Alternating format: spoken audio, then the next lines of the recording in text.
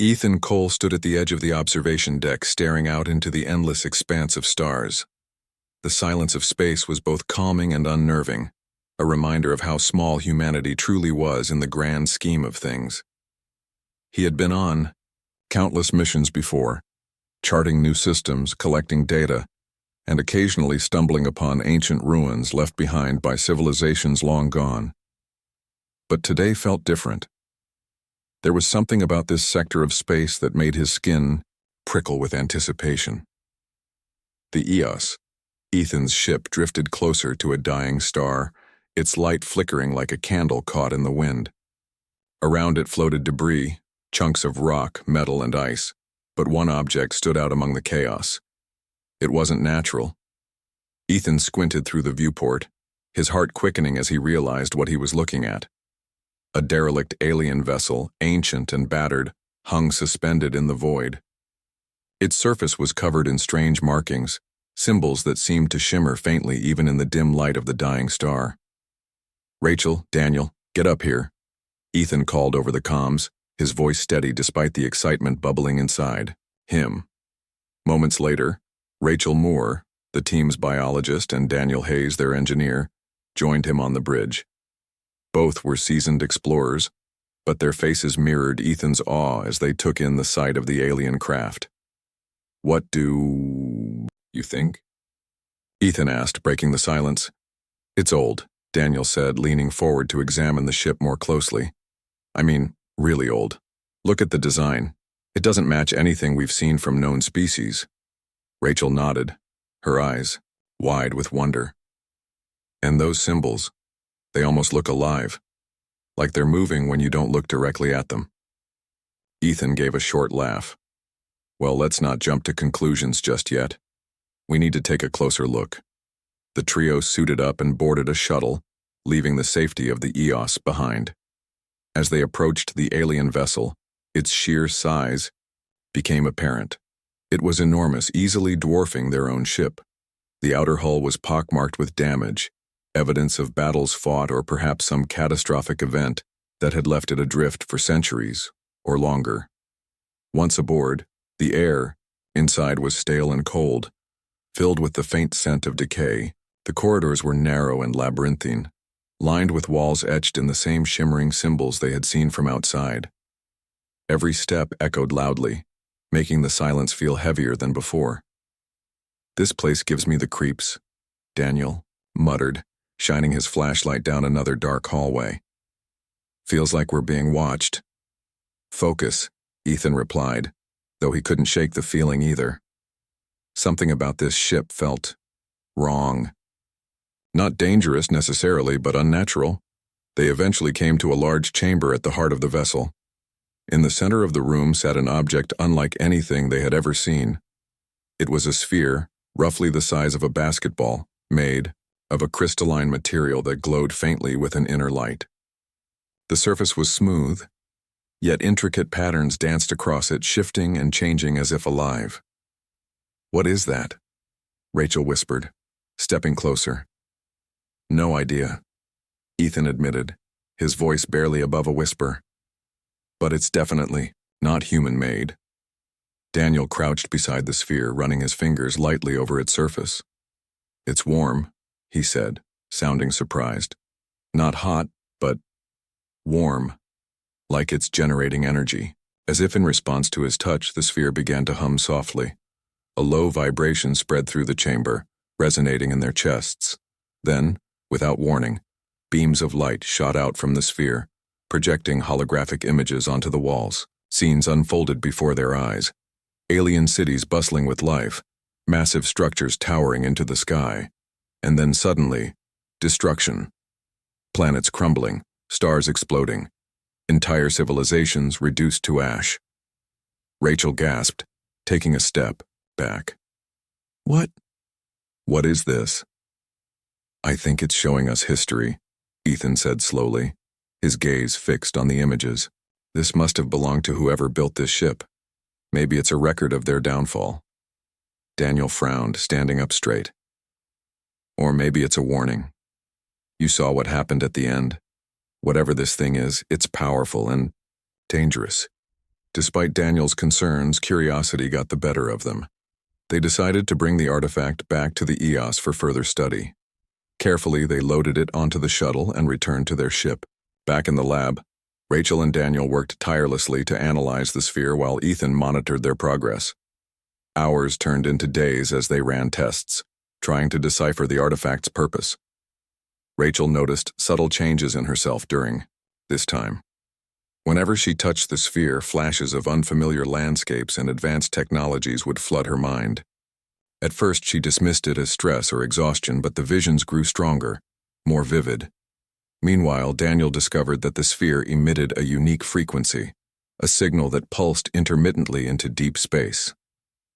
"It's calling out," he explained to Ethan one evening. "Like a beacon. If there's anyone still around who made this thing, they'll know exactly where we are." Ethan frowned, rubbing the back of his neck. "That's not good. We need to figure out what this thing does, and fast, before someone answers that call." But before they could delve deeper, the artifact sent out a burst of energy so intense it knocked out the ship's systems momentarily. When the lights flickered back on, alarms blared throughout the EOS. On the main screen, a fleet of ships appeared on the horizon, heading straight for them. "They're here," Ethan said, his voice grim. Whoever, or whatever, had been summoned by the artifact was now closing in, and they had no idea what awaited them. The crew of the EOS scrambled to prepare for the unknown. The fleet of ships on the horizon grew larger with each passing second, their sleek designs unlike anything Ethan had ever seen.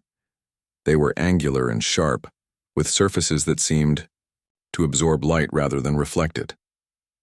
As they drew closer, a single ship broke away from the formation and approached the EOS.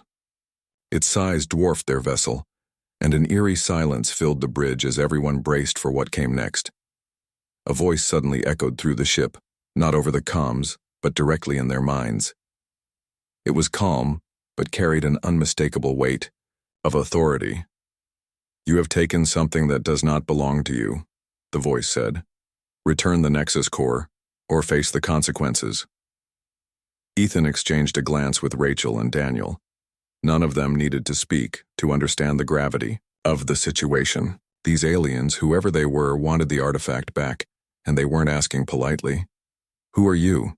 Ethan asked aloud, his tone firm despite the unease twisting in his gut. "I am Commander Kale of the Valeth," the voice replied. "The object you possess is the Nexus core, a relic of our ancestors. It holds power beyond your comprehension, and its misuse nearly destroyed us. We cannot allow it to fall into the hands of those who do not understand its dangers." Rachel stepped forward, her expression thoughtful. "We didn't know it belonged to anyone," she said carefully. "We found it aboard an abandoned ship. How are we supposed to know?" Commander Kale's response came swiftly, laced with impatience. "Ignorance is no excuse. The Nexus core is unstable. Even now, it calls to others across the galaxy. If you continue to tamper with it, you risk unleashing forces you cannot control." Daniel frowned, crossing his arms. "And what if we refuse? What happens then?" There was a pause, heavy and foreboding. Then Kale's voice returned, colder this. "Then we will take it by force." Before Ethan could respond, the massive alien ship fired a warning shot, narrowly missing the EOS. The impact rocked the vessel, sending alarms blaring throughout the corridors. Everyone gripped whatever they could to steady themselves as the lights flickered and systems sputtered. "We can't fight them," Daniel muttered under his breath, his face pale. "Their technology is way beyond ours. We'd be obliterated." Ethan clenched his jaw, frustration bubbling beneath the surface. He knew Daniel was right. They were hopelessly outmatched.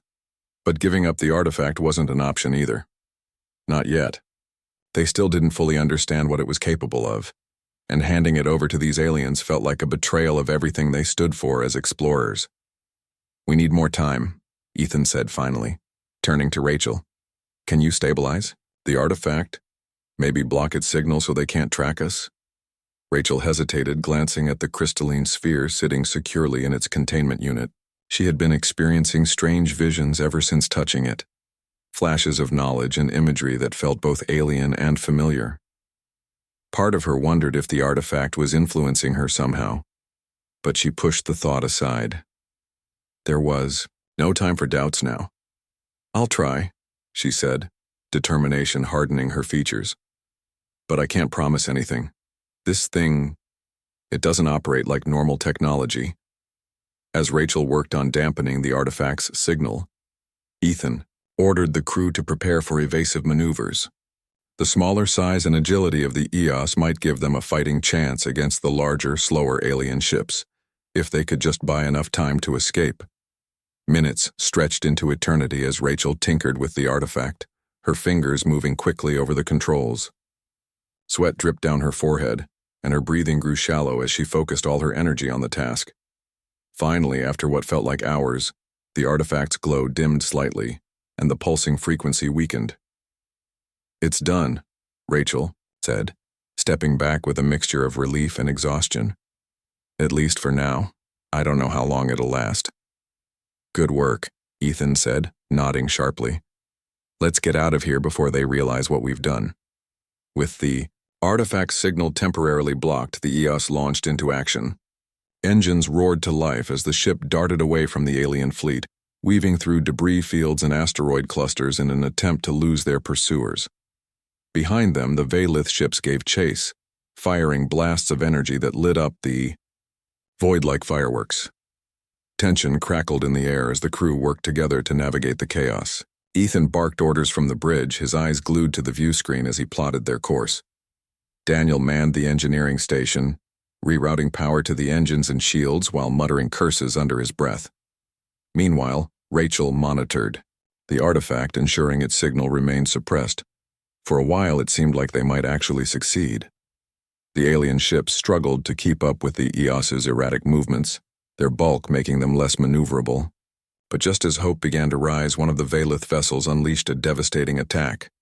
A beam of concentrated energy that tore through space and struck the EOS with brutal force. The entire ship shuddered violently, throwing everyone off balance. Sparks flew from consoles and smoke filled the air as systems overloaded. Alarms screamed louder than ever, warning of critical damage to the hull and failing life support. "We're hit!"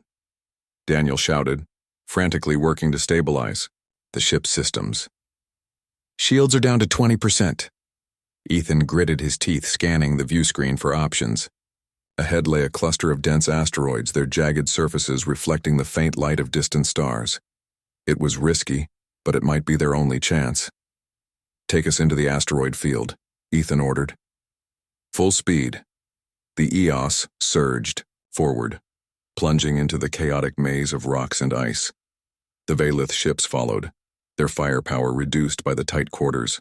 Explosions erupted around them as stray shots collided with asteroids, sending chunks of debris spiraling through space.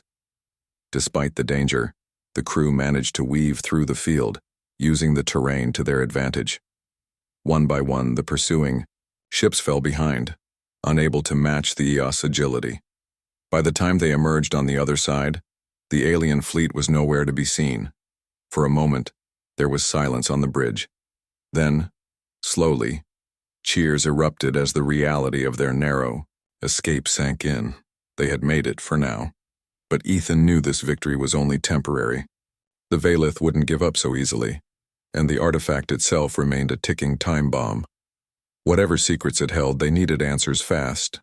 And deep down, he couldn't shake the feeling that their discovery would change everything, whether they were ready for it or not. The EOS limped through space, its battered hull groaning under the strain of the damage it had sustained. The crew worked tirelessly to repair critical systems, but the ship was far from operational. Ethan paced the bridge, his mind racing, as he tried to piece together their next move. They had escaped the Valith, for now, but they couldn't keep running forever. Sooner or later, the aliens would find them again, and when that happened, they needed to be ready. Rachel sat in the lab, staring at the Nexus core. Its glow had dimmed further since she suppressed its signal, but it still pulsed faintly, as if alive. She couldn't shake the feeling that it was watching her, waiting. The visions she had been experiencing were growing stronger, more vivid. She saw flashes of alien worlds, lush jungles teeming with life, towering cities made of shimmering metal, and vast deserts stretching endlessly under twin suns.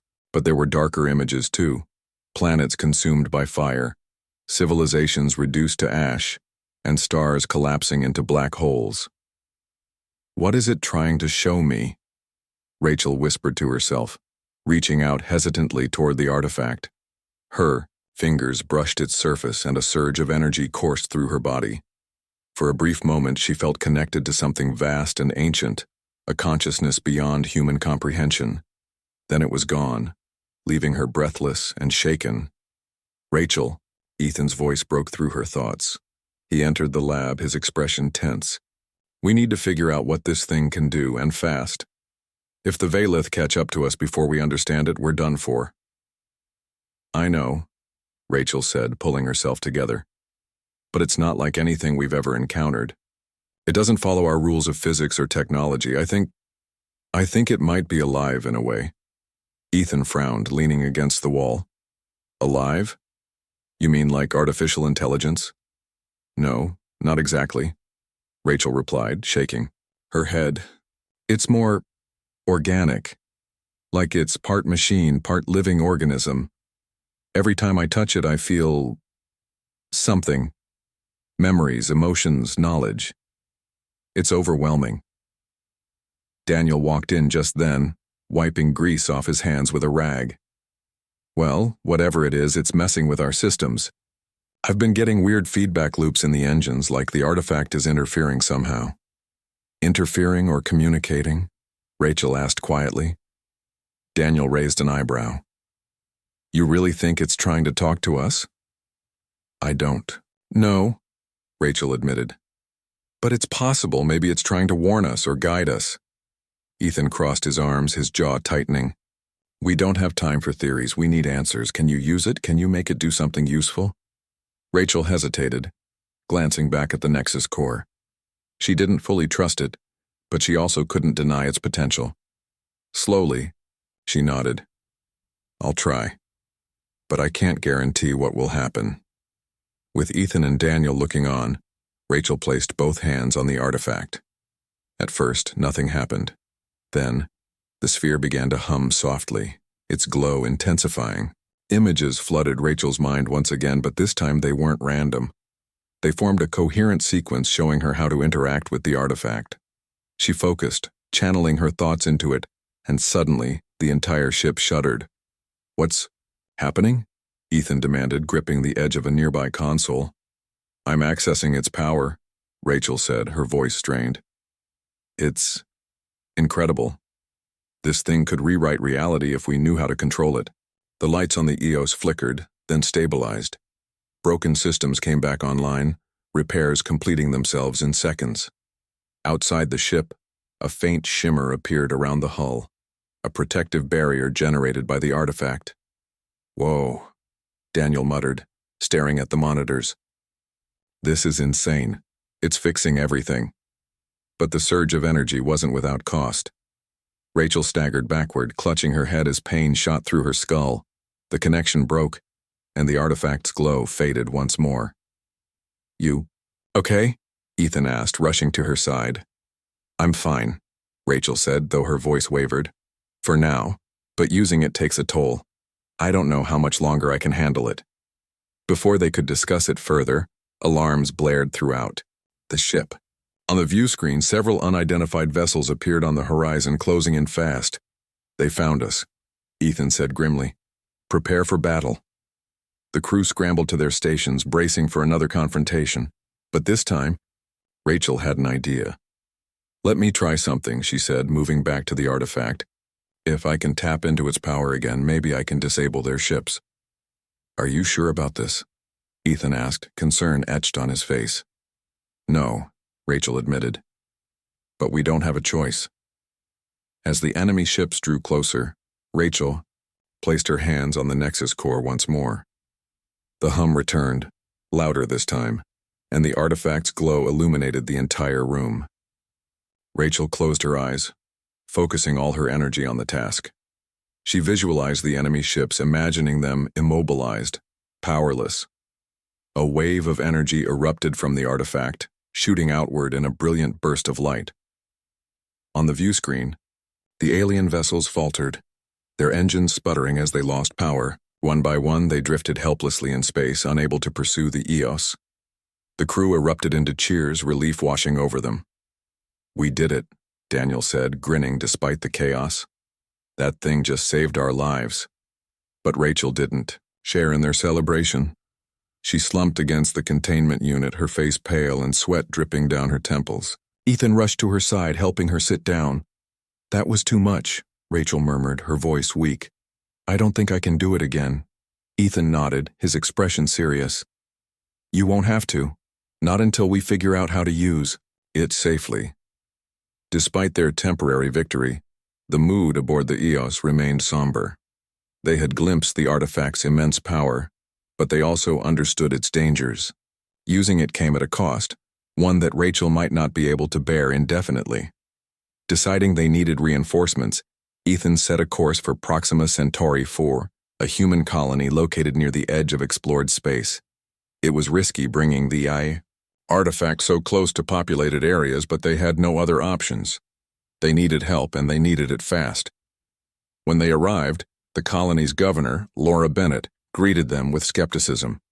A tall woman with sharp features and an even sharper intellect. Laura listened intently as Ethan explained their situation. Her expression darkened as he described the Nexus core and its capabilities. "This is a disaster waiting to happen," Laura said bluntly. "You're telling me this thing has the power to destroy entire star systems and you brought it here?" "We didn't have a choice," Ethan argued. "We needed somewhere safe to regroup and study it further." Laura sighed, rubbing her temples. "Fine, but you'd better hope the Valith don't track you here. If they do, this colony will pay the price." With Laura's reluctant approval, the crew set up a makeshift lab in one of the colony's research facilities. Over the next few days, they worked alongside Laura and her team to analyze the artifact. What they discovered was both awe-inspiring and terrifying.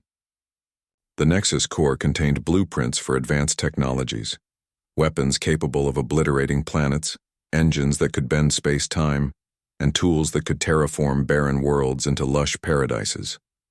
But unlocking these functions required deeper interaction with the artifact, which grew increasingly unstable the more it was used. "It's like it's testing us," Laura said during one late-night discussion, "pushing us to see how far we're willing to go." "And what happens if we push too far?" Ethan asked. Laura met his gaze, her expression grave. "We might not live to find out." As tensions mounted, cracks began to form within the crew. Daniel grew increasingly vocal about abandoning the artifact altogether, fearing its destructive potential. Rachel, on the other hand, became obsessed with understanding it, spending long hours alone in the lab. Ethan found himself caught in the middle, torn between caution and curiosity. One evening, as Ethan passed by the lab, he noticed Rachel sitting alone with the artifact. Her eyes were closed and her hands hovered above its surface, trembling slightly. He stepped inside, his footsteps soft. "Rachel," he said gently, "what are you doing?" She opened her eyes, startled. "Nothing, just thinking." "You look exhausted," Ethan said, his voice filled with concern. "You can't keep pushing yourself like this."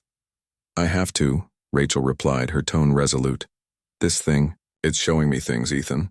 Things I can't explain. It's like it's trying to teach me. Or manipulate you," Ethan countered. "We don't know whose side it's on." Rachel hesitated, lowering her hands. "Maybe you're right, but I can't ignore what it's offering. If we can harness its power, we could change everything for humanity, for the galaxy." Ethan sighed, knowing she had a point. But the risks were enormous, and the stakes kept rising. As they delved deeper into the artifact's secrets, one thing became clear. The Nexus core was more than just a relic of an ancient civilization.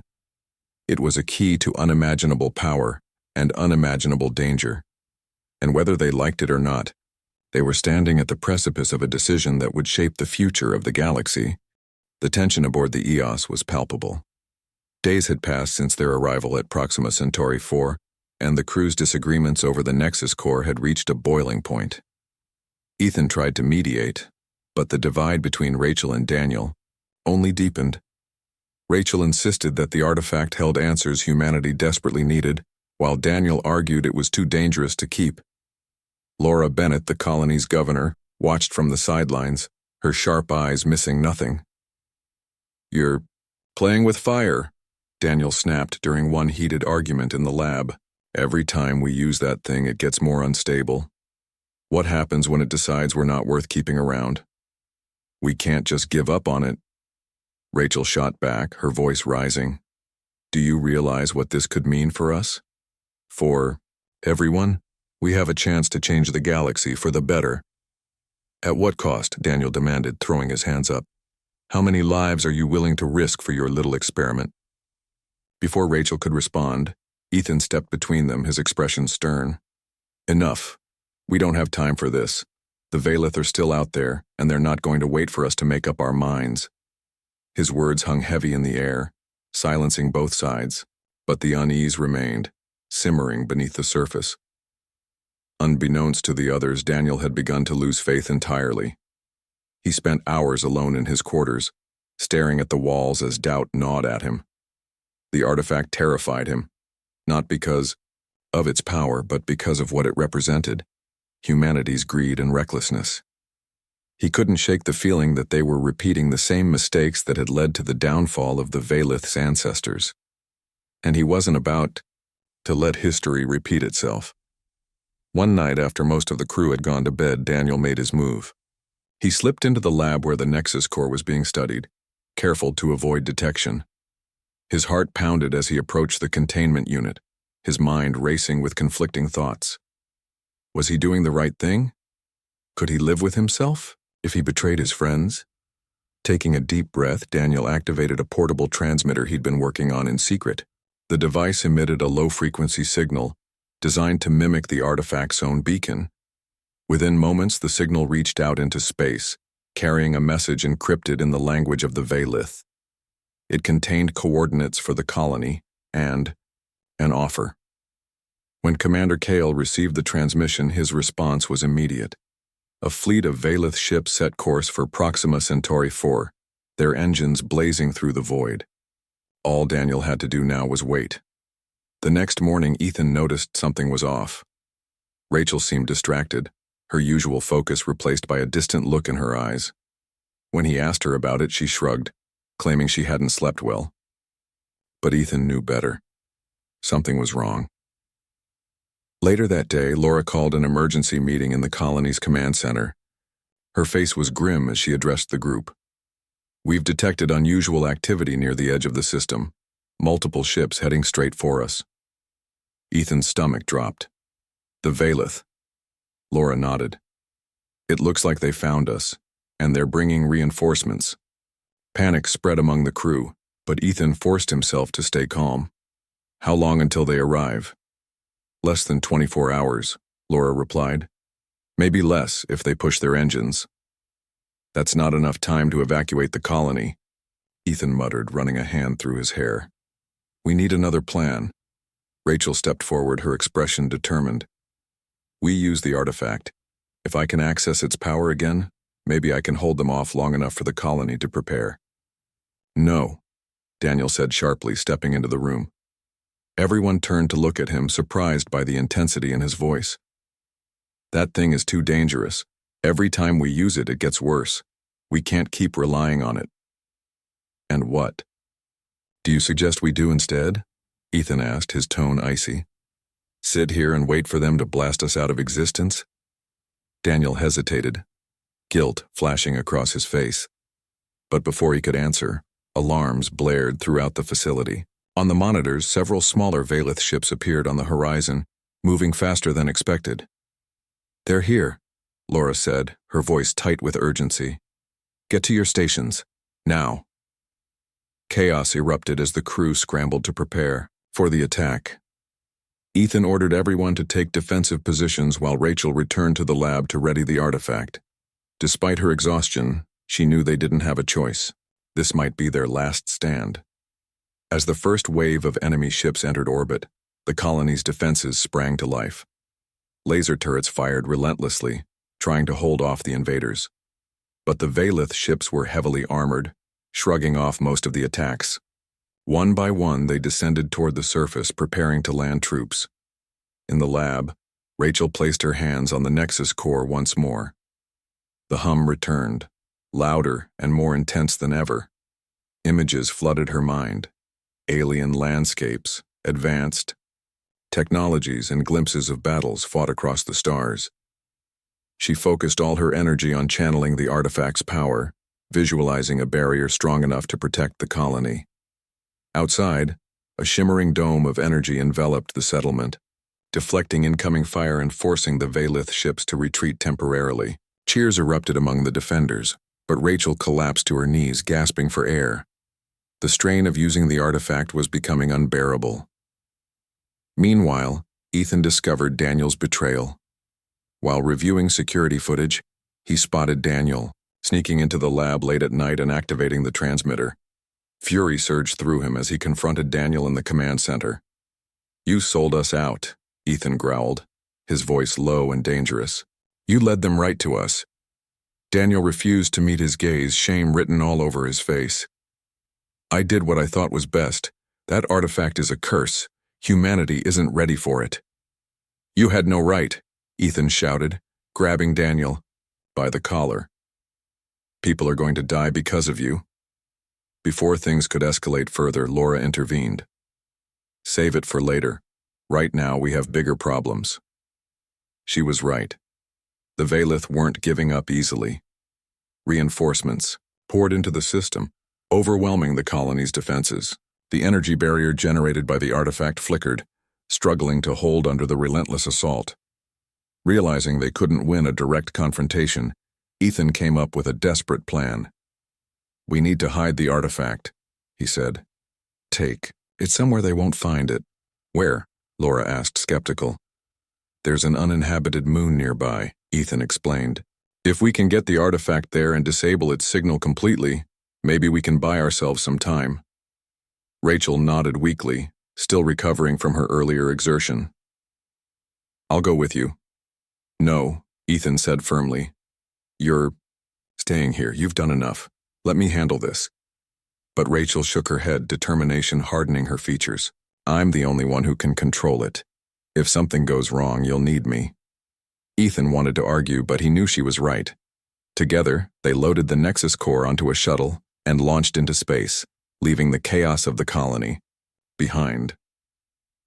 As they approached the moon, a barren, rocky wasteland, they prepared to hide the artifact in a deep underground cave. But the Valith tracked them down, deploying fighters to intercept the shuttle.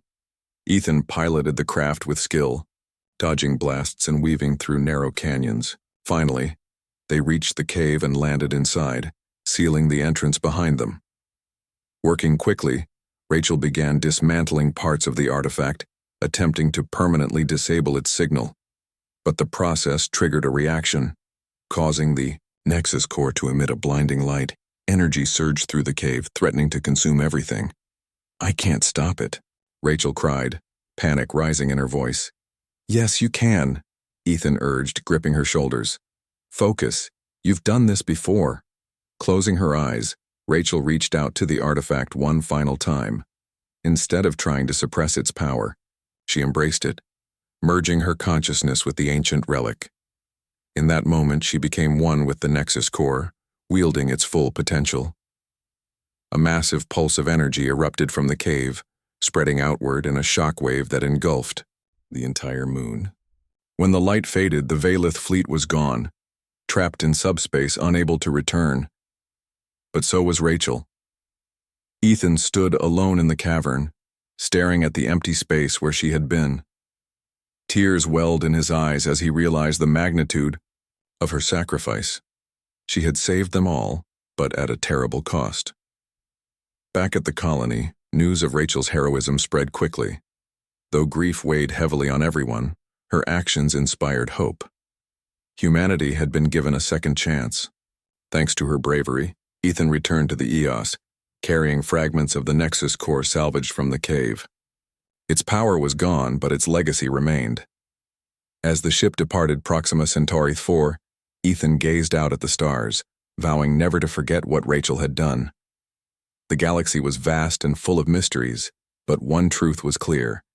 Humanity's survival depended not on the power of artifacts like the Nexus Core, but on the courage and selflessness of those who wielded them. The return journey to Earth was long and quiet. Ethan sat alone on the bridge of the EO, staring out at the endless sea of stars.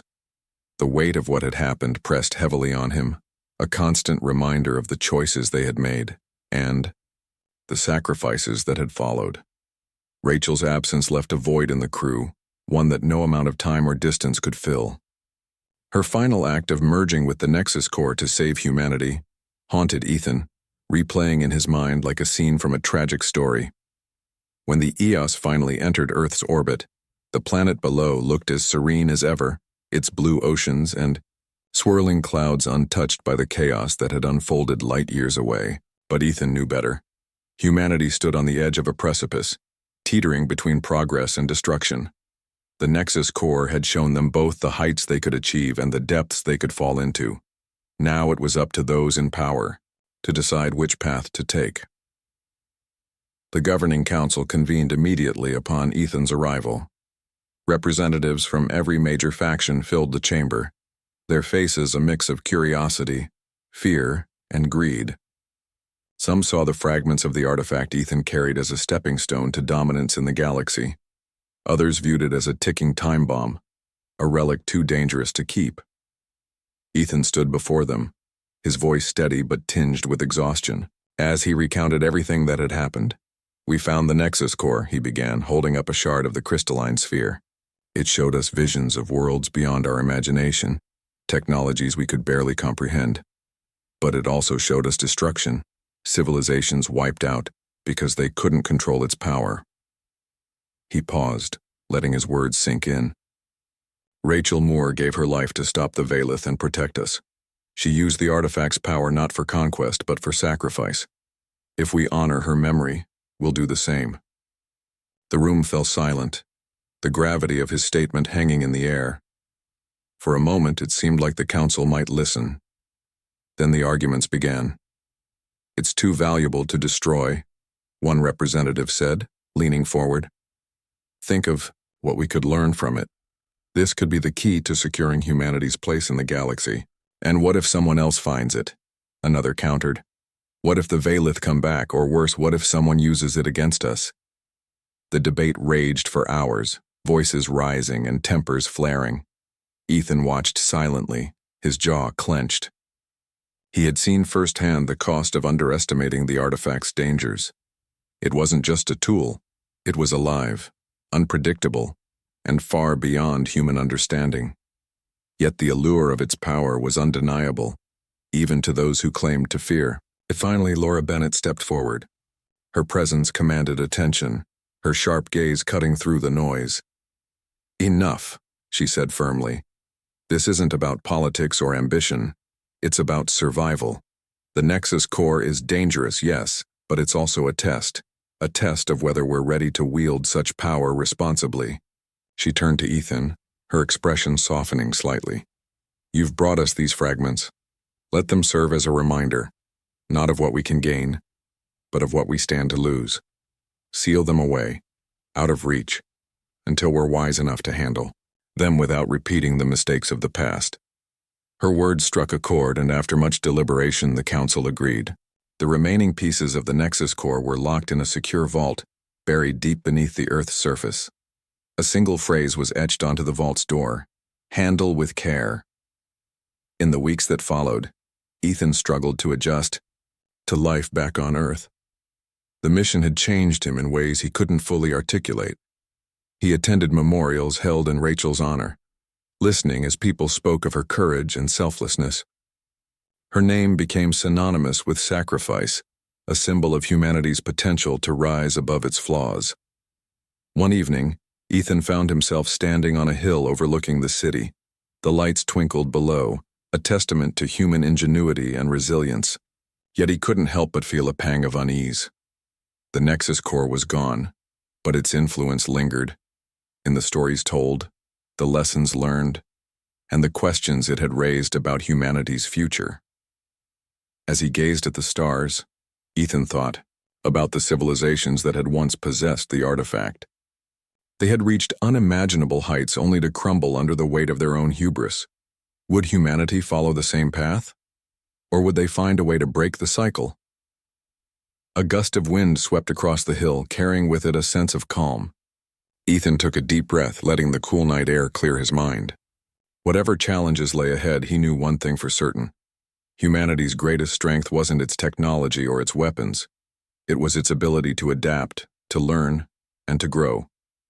Rachel's sacrifice had bought them time, a chance to reflect and prepare. Whether they used it wisely remained to be seen. But as long as there were people willing to fight for a better future, Ethan believed there was hope. The stars above shimmered faintly, their light traveling unimaginable distances to reach Earth.